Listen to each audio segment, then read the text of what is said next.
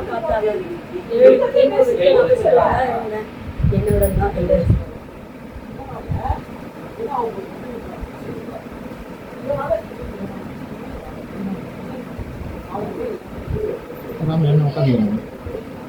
ஸ்கேனை வாங்கி அவர் பார்த்துருந்தா இன்னைக்கு நான் இந்த நிலைமை கிடையாது.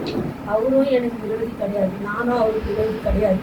அவர் டாக்டர் தன் கடமையை இழந்துட்டார். அவர் இழந்ததுனால இன்னைக்கு நான் பாதிக்கப்பட்டு இருக்கிறேன். இது ஒரு தாயா என் மகனுக்கு வந்து தாய் மேலே பாசம் அதிகம் இருக்கிறதுனால அவனுக்கு இன்னைக்கு என்ன தோணுச்சுன்னு தெரியல.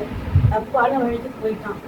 அது வந்து இந்த அரசாங்கம் தான் வந்து என் பையனை வந்து அப்படியே மன்னிப்போடு கேட்டுக்கிறேன். நான் நிலத்திலே பயன்படுத்தி என் கையில் கொடுத்துருவேன். அவனுக்கு அதே ஹாஸ்பிட்டலில் தான் நான் அங்கே பண்ண போகிறேன். நான் வெளியே எங்கேயும் பண்ண விரும்புகிறேன். ஏன்னா ஃபுல்லாக என் பையனுக்கு அங்கே தான் ட்ரீட்மெண்ட் பார்த்துட்டு இருக்கேன்.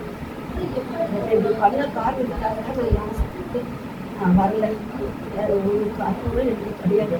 இப்போது சொல்கிறேன், எந்த எனக்கு வர கிடையாது. ஒரே டாக்டர் நான் அகங்காரத்தில் பேசுகிறது தான் வந்துட்டு இருக்கேன். வேறு எதுவுமே அந்த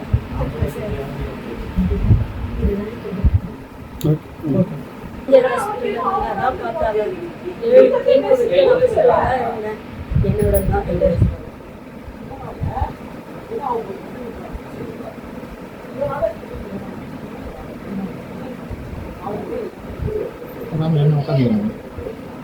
ஸ்கேனை வாங்கி அவர் பார்த்துருந்தா இன்னைக்கு நான் இந்த நிலைமை கிடையாது. அவரும் எனக்கு விரோதி கிடையாது, நானும் அவருக்கு விரோதி கிடையாது. அவர் டாக்டர் தன் கடமையை இழந்துட்டார்.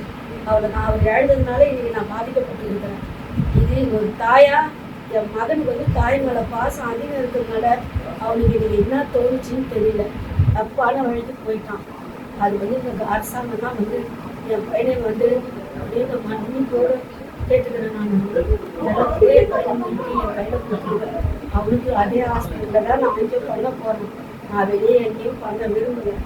ஏன்னா ஃபுல்லாக என் பையனுக்கு அங்கே தான் ட்ரீட்மெண்ட் பார்த்துட்டு இருக்கேன். இப்படி பண்ண காரணத்துக்காக தான் நான் ஹாஸ்பிட்டலுக்கு நான் வரல. வேறு ஒரு காரணமும் எனக்கு கிடையாது. இப்போது சொல்கிறேன், எந்த எனக்கு வர கிடையாது. ஒரே டாக்டர் நான் அகங்காரத்தில் பேசுகிறது தான் வந்துட்டு இருக்கேன். வேறு எதுவுமே அந்த இதுதான்.